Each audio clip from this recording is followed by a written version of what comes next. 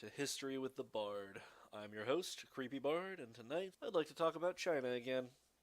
It's been a long time since we've talked about China, so I thought we could start at the beginning. Sort of. We're going to talk about Qin Shi Huang, the first emperor of a united China and of the Qin dynasty. He's not necessarily the first ruler of China, as there were some dynasties that came before him, but we'll get to that in a minute. Look, guys, this is going to be a strange episode. The longer I studied this guy, the more boring it got. There are just so many caveats to his accomplishments, but we're getting ahead of ourselves. Let's go ahead and look at the background of this emperor of caveats.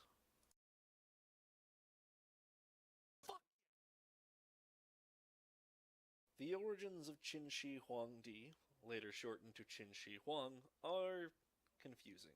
Available accounts of his life come from records of the Grand Historian, a text that wouldn't be created until the Han Dynasty. Since the Han Dynasty was directly after the Qin, the general historical community seems to take it with a grain of salt, positing that some of the darker things attributed to them may have been more for the sake of propaganda than actual historical record. More confusing in this particular case is that his lineage is given in this text as both the legitimate son of Prince Yirin, who would be the last king of China, as well as the illegitimate son of Liu Bu-wei, a rich merchant who owned the concubine that would become Qin Shi Huang's mother.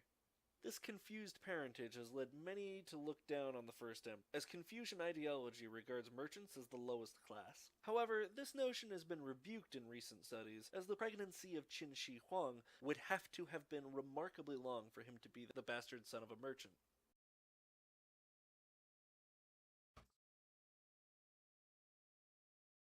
Regardless of his lineage, Qin Shi Huang would grow to do a great many things in his lifetime. Eventually. When his father died, he was still merely 13 years old, and so Liu Bu-wei would serve as the regent prime minister during a time of war with the surrounding 6 states. However, 9 years later, Qin Shi Huang would ascend to the throne after Liu Bu-wei was banished for a scandal involving Huang's mother, not before Liu Bu-wei would orchestrate an assassination attempt on Huang's life. With this first assassination attempt out of the way, surely Qin Shi Huang could govern in peace. Yeah, no, attempts were made on his life 2 more times in less than 10 years. However, during this time, Qin Shi Huang would manage the first of his the unification of China.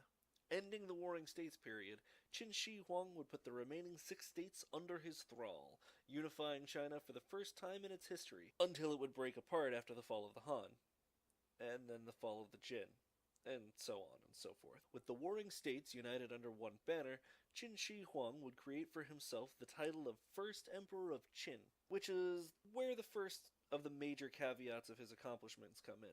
He was the first emperor less because he had created an empire, and more because he had simply made up the word.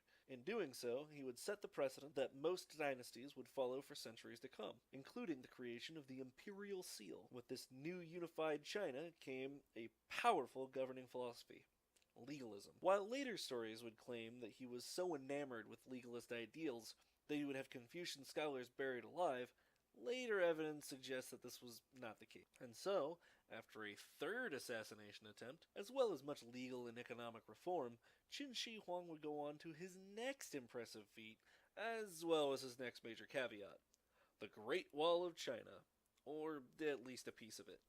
The northern section was created during his reign, while in the south he would build the Lingqiu Canal for the transportation of his army and their supplies. However, Qin Shi Huang had a crippling fear of death and the afterlife. He would attempt many things over the years to secure his power and extend his life, commissioning the Terracotta Army to serve him in death, as well as sending his living armies far and wide in search of the elixir of life. His men would obviously never find such a thing, and Qin Shi Huang would later die after drinking mercury, believing it to be the elixir he sought.